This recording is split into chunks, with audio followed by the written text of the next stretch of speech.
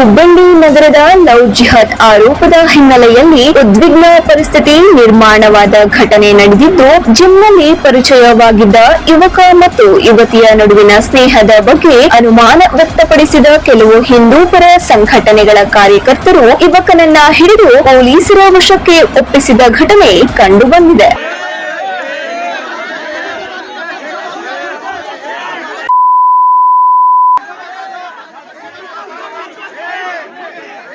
ಹೌದು, ನಗರದ ವಿಜಯನಗರ ನಿವಾಸಿಯಾಗಿರುವ ಸಮೀರ್ ಎಂಬ ಯುವಕನನ್ನ ಕಾರ್ಯಕರ್ತರು ಹಿಡಿದು ಹಳೆ ಹುಬ್ಬಳ್ಳಿ ಠಾಣೆ ಪೊಲೀಸರಿಗೆ ಒಪ್ಪಿಸಿದ್ದಾರೆ. ಇನ್ನು ಯುವತಿ ಮತ್ತು ಸಮೀರ್ ಪರಿಚಯದ ಬಗ್ಗೆ ಲವ್ ಜಿಹಾದ್ ಎಂದು ಆರೋಪಿಸಲಾಗಿದೆ. ಇದಾದ ಬಳಿಕ ಪರಿಸ್ಥಿತಿ ಮತ್ತಷ್ಟು ಉದ್ವಿಗ್ನಗೊಂಡಿದ್ದು, ಸಮೀರ್ ಕುಟುಂಬದವರು ವಿಕಾಸನಗರದಲ್ಲಿರುವ ಯುವತಿಯ ಮನೆಗೆ ನುಗ್ಗಿ ಗಲಾಟೆ ನಡೆಸಿದರೆಂಬ ಆರೋಪ ಕೇಳಿಬಂದಿದೆ.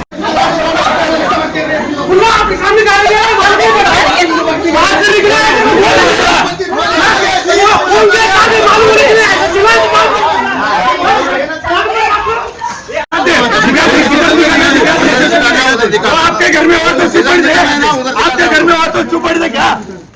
वो लड़की, हाँ लड़की है, लड़की है। चिपकी रहती है।